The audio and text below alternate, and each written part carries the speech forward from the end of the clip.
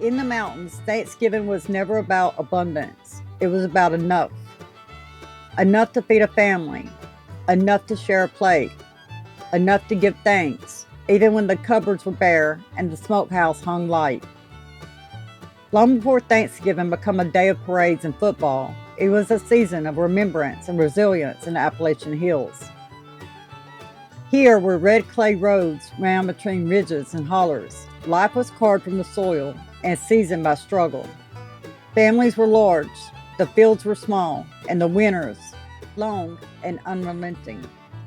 Yet, through it all, gratitude became a language that people spoke fluently.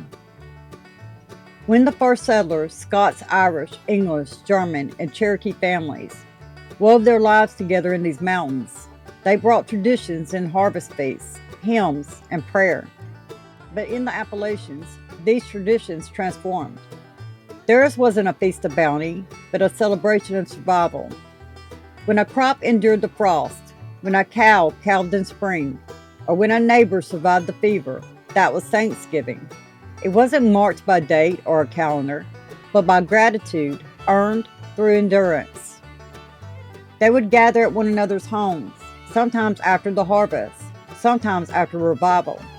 Cornbread, beans, fried apples, and wild game filled their tables, not as a luxury, but as a testimony.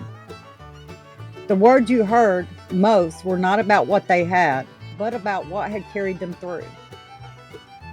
By the early 1900s, many Appalachian communities faced deep poverty.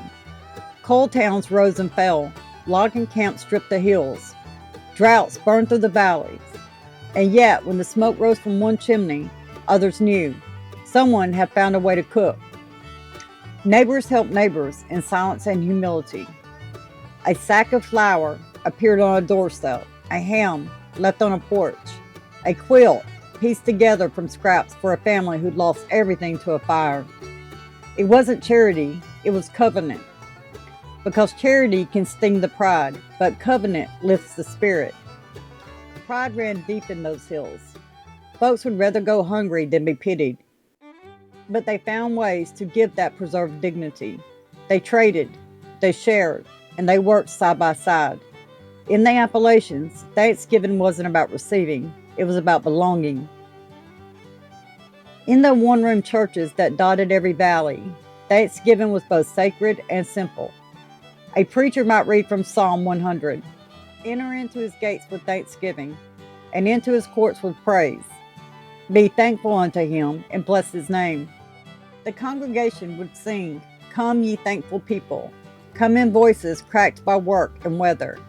Then, long after the final amen, they would share a meal, potluck style. Not everyone brought much, but everyone brought something.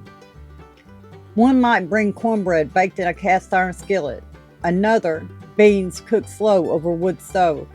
Someone might bring a simple pie, its crust uneven, but made with love. At that table, titles disappeared.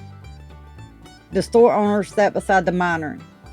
The widow broke bread beside the farmhand. The rich had no more to boast of than the poor, because all were equal in their dependence on grace. In the Depression years, many Appalachian towns faced hunger, like never before, but faith didn't waver. Mothers prayed over empty tables, and children learned early that gratitude wasn't tied to plenty. They gave thanks for the warmth of a stove, the kindness of a neighbor, and the mercy of another day. Families gathered, even when ill.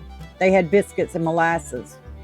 And in those humble meals, they discovered what Thanksgiving was truly meant to be. Not a feast of food, but a feast of faith. It was said in those days that the poorest home in the holler might still have the richest spirit, because when you have little, you cling to what's eternal. And when the world offers nothing, heaven feels closer than ever. Today, modern life has brought screens, schedules, and plenty to many who once had little. But the spirit of Appalachian Thanksgiving remains, in the slow drawl of a blessing set over supper, in the hands that still reach out to help without fanfare, and in the hearts that remember the stories of grandparents who gave thanks with empty plates and full hearts. That spirit still whispers through the hollers each November. Be thankful, not because you have everything, but because you have something worth sharing. The people of the Appalachian Mountains taught us a timeless truth. Gratitude doesn't begin when life is full. It begins when the soul decides to see God in what's left. So as we gather this Thanksgiving, whether around a feast or a humble meal, may we remember their example, that even in want, they found wonder. Even in hunger, they found hope. And even in poverty, they found the richest treasure of all, a heart that still knew how to give thanks. For in those hills, Thanksgiving wasn't one day on a calendar, it was a way of life, a seed of faith sown in hardship that continues to bear fruit across generations. Be thankful for God's blessing and grace in our lives every single day, guys. Happy Thanksgiving.